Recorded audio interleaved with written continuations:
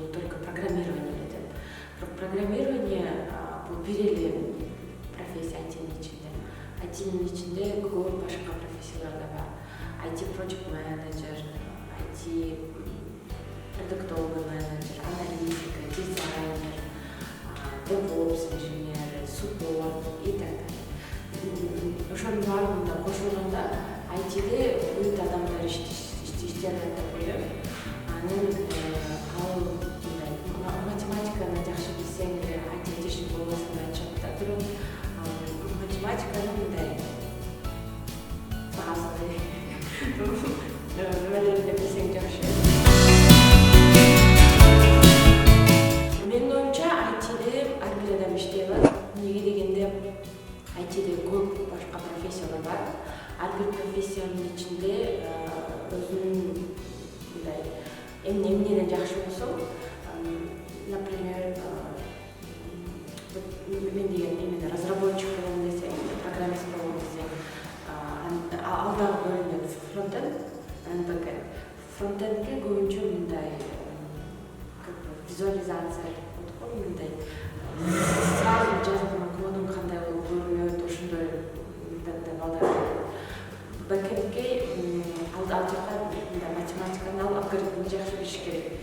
Если дизайнер болом десе, то дизайнерге анда мындай визуализация, структуралык балдар проектное управление, продуктовое управлениеге ал жака мындай жакшы сүйлөй алган, өзүнүн ой пикирин жакшы мындай айтып бере алган балдар, кыздар барса, жок, IT'де эч качан дипломду сурабайт. Эмнеге дегенде диплом ал жөнүндө кагаз.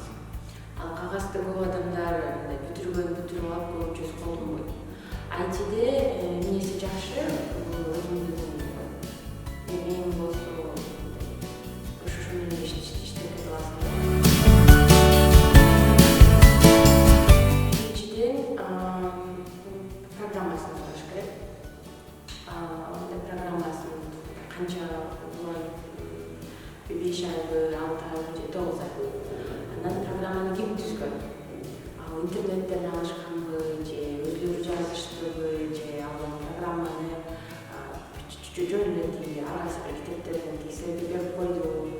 Анан ким мугалим болот деп сураш керек. Эмнеге дегенде азыр көп курстарда опыты жок адамдар мугалим болуп бирөөлөрдү үйрөтүп атышат да. Если программисттер өзүлөрү иштебесе, эч качан программист болуп чоң IT компанияларда эле аралык проекттерде иштебесе, менин оюмча ал кишилер мыкты программисттерди үйрөтө алышпайт.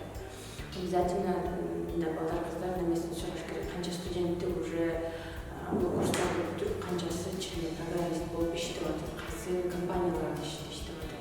Эмнеге дегенде көп адамдар ушундай ар кайсы курстарга барып алып, аларды жаман үйрөтүп коюшат.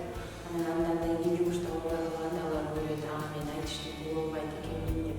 Бирок если ага жакшы курска барса, ар бир адам менин оюмча өзүнүн мындай таба алат да. IT эмнеге дегенде ал жакта көп профессиялар бар. Мен дайыма айтам, биринчи бизге келгенде мында, если интернетти колдонгонду билсеңер, Google'га кирип, мындай эле жазасыз. Бесплатные IT-курсы или бесплатные видеокурсы. Же YouTube'га кирип карайсыздар ушундай бесплатный IT-видеолорду көрсөңүз болот. Эмнеге дегенде көп эле адамдар өздөрү үйрөнө алышат, бирок ал үчүн аябай жакшы иштешиңиз керек. IT аябай бат өсүп өнүгүп турат да. Ошон үчүн китепти жазганга жарым жылдан же 1 жылга чейин өтөт. Ал убакта IT уже өзгөрүп кетет. Ошон үчүн менден да китеп сураганда мен эч качан бул китепти окугума дейм. Эмнеге дегенде сиз уже программист болуп иштегенде мындай фундаментальный чоң китептер бар. Как, например, чистота кода деген, бирок аларды сизге